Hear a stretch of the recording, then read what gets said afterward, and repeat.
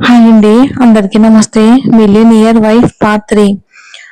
ఏమండి, దీన్ని ఎక్కువగా ప్రోత్సహించకండి. ఇది సాధారణ అమ్మాయి మాత్రమే. పొరపాటున ఇక్కడికి వచ్చింది అంతే అని చెప్పి రఘువీర్ని తీసుకుని వెళ్ళిపోయింది వసుంధర. నీలక్ష్మి మళ్ళీ తన పనిలో పడిపోయింది. కానీ 2 కన్నీటి చుక్కలు నేలపై పడిపోయాయి. ఇక అదే సమయంలో సూరజ్ తన గది నుంచి కిందకి వచ్చాడు. ఇంకా నిద్రమత్తులోనే ఉన్నాడు. వంటగదిలో రోటీలు చేస్తున్న నీలక్ష్మిని చూశాడు. ఆమెను చూసి కొత్తగా వచ్చిన వంటమ్మాయి అనుకున్నాడు. ఎందుకంటే ఇంతకు ముందు ఆమెను ఎప్పుడు చూడలేదు. నువ్వెవరు అని అడిగాడు. ఇది మరీ విచిత్రం. తాళి కట్టిన భార్యే తనకి గుర్తుకు లేదు. అంటే తాళి కట్టేటప్పుడు మొహం చూస్తేనేగా తెలిసేది. నీలక్షి గుండె ఒక్కసారిగా కొట్టుకుంది. పెళ్లి తర్వాత భర్తను మొదటిసారి ఎదురుగా చూస్తుంది. కానీ దురదృష్టం ఏంటంటే అతను ఆమెను గుర్తుపట్టలేకపోయాడు. నేను నీలక్షి అని మెల్లగా అంది. ఇక్కడేం చేస్తున్నావు? నేను ఇక్కడ పని చేస్తాను అని చెప్పింది. అలా చెప్పగానే ఆమె కళ్ళల్లో మళ్ళీ నీళ్లు నిండాయి. తనే అతని భార్యనని చెప్పలేకపోయింది. 7 అడుగులు నడిచిన భార్య, అతని పేరుతో సింధూరం పెట్టుకున్న భార్య, ఇప్పుడు అదే ఇంట్లో పని మనిషిలా జీవిస్తున్న భార్య. సూరజ్ కూడా ఏమీ అనలేదు. అప్పుడే అతని చూపు డైనింగ్ టేబుల్ మీద ఉన్న ఐటమ్స్ మీద పడింది. అక్కడ అతనికి ఇష్టమైన వంటకాలు అన్నీ సిద్ధంగా ఉన్నాయి. అన్నీ కూడా నీలక్షి గంగ సహాయంతో చేసింది. అవి చూసిన వెంటనే సూరజ్కి ఆకలేసింది. చాలా రోజుల తర్వాత మనస్ఫూర్తిగా భోజనం చేశాడు. దూరం నుంచి నీలక్షి అతను తింటూ ఉండడాన్ని చూస్తుంది ఆనందంగా. అతను తినడంతో తన కడుపు కూడా నిండిపోయినట్టు అనిపించింది. అలా ప్రేమగా చూస్తున్న నీలక్షిని గంగా గమనించి చిరునవ్వు నవ్వింది. భోజనం అయిపోయాక సూరజ్ లేచి వెళ్ళిపోయాడు. ఒక మాట కూడా మాట్లాడలేదు. నీలక్షి మాత్రం అతన్ని చూస్తూ నిలబడిపోయింది. ప్రేమ ఇంత దూరం నుంచి మొదలవుతుందా? నా జీవితం ఇలానే గడిచిపోతుందా అని ఆమె మనసులోనే బాధపడింది. ఆ హవేలీలో ఎవరికీ తెలియదు వంటగదిలో పనిచేస్తున్న నీలక్షియే ఆ ఇంటి పెద్ద కోడలు అని. కానీ విధికి మాత్రం అన్నీ తెలుసు. సూరజ్ జీవితంలో రాబోయే మార్పుల గురించి అతనికి ఇంకా తెలియనే తెలియదు. నీలాక్షి అగ్ని పరీక్ష మాత్రమే మొదలైంది.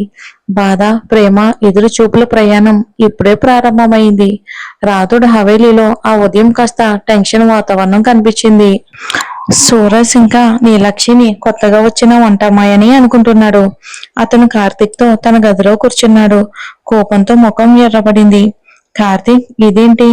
ఇంత చిన్న అమ్మాయిని వంట పనికి ఎందుకు పెట్టారు? ఇంకెవరూ దొరకలేదా? ఆ సన్నగా ఉన్న అమ్మాయి ఏం పని చేస్తుందని అడిగాడు. కార్తీక్ ఒక్కసారిగా షాక్ అయ్యాడు. లోతుగా ఊపిరి పీల్చుకుని అన్నాడు, సార్, మీరు పొరబడుతున్నారు. నేనా పొరబడుతున్నానా? ఏంటి? నాకిప్పుడు నువ్వే నిజం చెప్పాలా?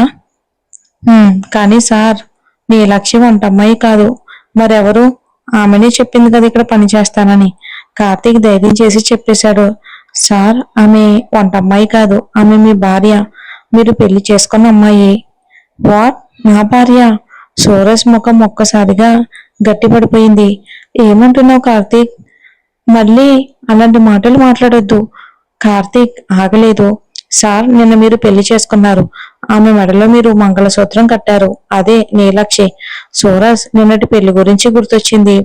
పెళ్లి మండపం, తొందరపాటు, తల్లి తండ్రుల ఒత్తిడి, ముఖం కూడా చూడకుండా తాళి కట్టిన పెళ్లి.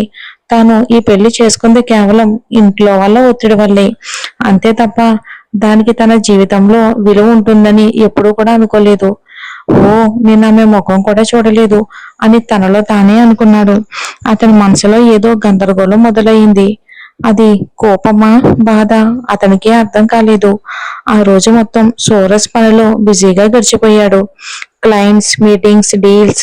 ఇక నీలక్షి గురించి ఆలోచించే సమయం కూడా దొరకలేదు. రాత్రి మళ్ళీ అదే.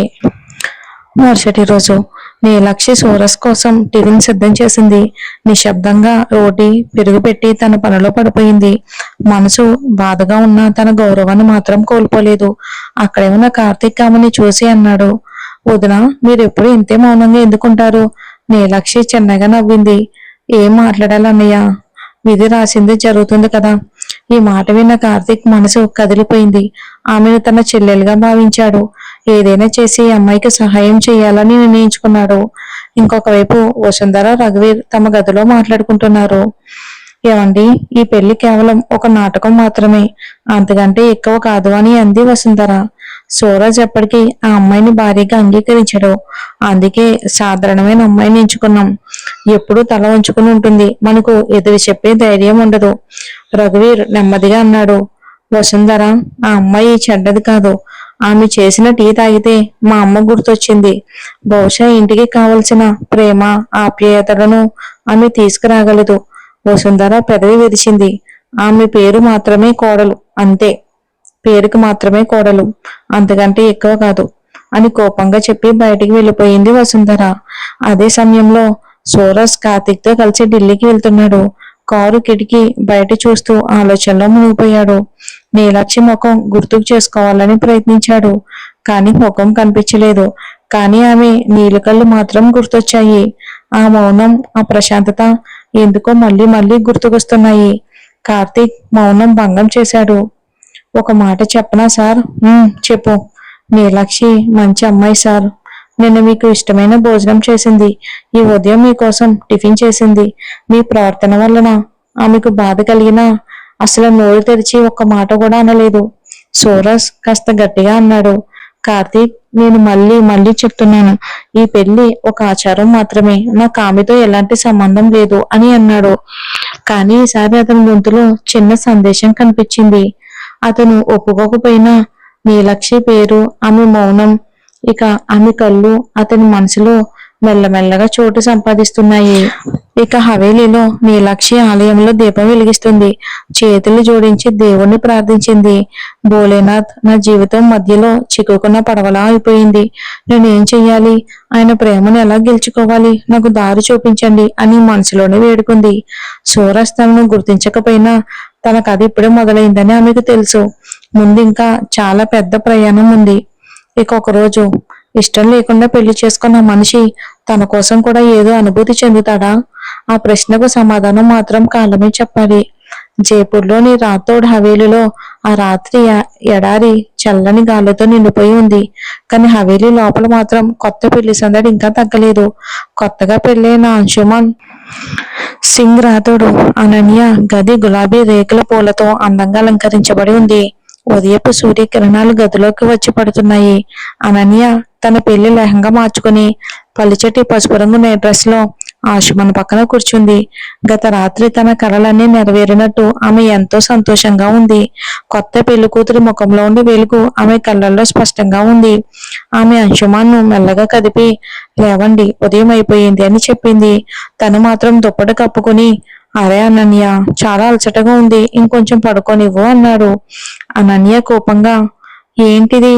ఈ రోజు అమ్మా నాన్నలు దైవ పూజ కోసం వస్తున్నారు. చాలా ఏర్పాట్లు చేయాలి. నువ్వు కూడా నాతోనే ఉండాలి అని అంది. కానీ అంశుమాన్కి ఏమాత్రం ఆసక్తి లేదు. తర్వాత చూసుకుందాం, ఇప్పుడైనా నన్ను నిద్రపోనివ్వు అని అన్నాడు. అనన్య విసుగ్గా ఊపిరి తీసుకుని తానే తయారవటం మొదలుపెట్టింది. ఇక పెళ్లి తర్వాత జరిగే ఆచారాలు ఉన్నాయి. అందుకే ఆమె చాలా ఉత్సాహంగా ఉంది. ఆమె ఎరుపు రంగు భారీ లెహంగా ధరించి బంగారు ఆభరణాలతో ముస్తాబైంది. అద్దంలో తనను తను చూసుకుని, అనన్య డార్లింగ్, నువ్వు చాలా అందంగా ఉన్నావు అన్ని తనకు తానే చెప్పుకుంది. ఆ తర్వాత కిందకి వెళ్లి హాల్లో ఏర్పాట్లు చూసుకుంది. పనివారికి ఆదేశాలు ఇచ్చి తన తల్లిదండ్రుల రాక కోసం సిద్ధమైంది. ఇది ఇలా ఉండగా అంశుమన్ మాత్రం మొబైల్ తీసుకుని ఒక నెంబర్ కు కాల్ చేశాడు. అతని గొంతు ఒక్కసారిగా మారిపోయింది. హాయ్ స్వీటీ, ఎలా ఉన్నావు? అవును, ఈ రాత్రి కలుద్దాం, ఆందోళన పడకు, ఈ పెళ్లి డ్రామాలు తొందరలోనే ముగిస్తాను అని మెల్లగా చెప్పాడు. అతని ముఖంలో కపటం కనిపిస్తుంది. అంశుమన్ బయటకు ఎంతో గొప్ప వ్యక్తిలా కనిపించినా లోపల మాత్రం వేరే మనిషి. చిన్నప్పటి నుంచి గారాబంగా పెరిగి మద్యం, జోదం, అమ్మాయిలను మోసం చేయటం వంటి చెడు అలవాట్లు అతనిలో బలంగా ఉన్నాయి. అనన్యని కూడా ప్రేమ పేరుతో మోసం చేసి పెళ్లి కొప్పించాడు. కానీ అనన్య మాత్రం అతన్ని నిజంగానే ప్రేమిస్తుంది. మరోవైపు నీలాక్షి ఎప్పట్లాగే తన పనుల్లో నిమగ్నమై ఉంది. గత రాత్రి జరిగిన విషయాలు ఆమె మనసును బాధిస్తున్నా ఉదయం లేచి వంటగదిలోకి వెళ్ళింది. ఆమె రుచికరమైన రాజస్థానీ వంటకాలు సిద్ధం చేసింది. శరీరంపై మనసులో ఉన్న గాయాలు ఇంకా మారలేదు. పెళ్లి ఆమెకు జరిగింది, కానీ ఆమె కోసం ఎలాంటి వేడుకలు, ఆచారాలు జరగవని ఆమెకి ఇప్పుడు బాగా అర్థమయ్యింది. మరి ఏం జరుగుతుందో వచ్చే ఎపిసోడ్ లో చూద్దామండి. Thanks for watching. స్టోరీ మీద అభిప్రాయాన్ని కామెంట్ చేయడం మర్చిపోవద్దు. స్టోరీలో ఇంకా ఏమైనా చేంజ్ చేయమంటే నేను మారుస్తాను. Thanks for watching. ఏంటి అనేది కామెంట్ చేయడం మర్చిపోవద్దు.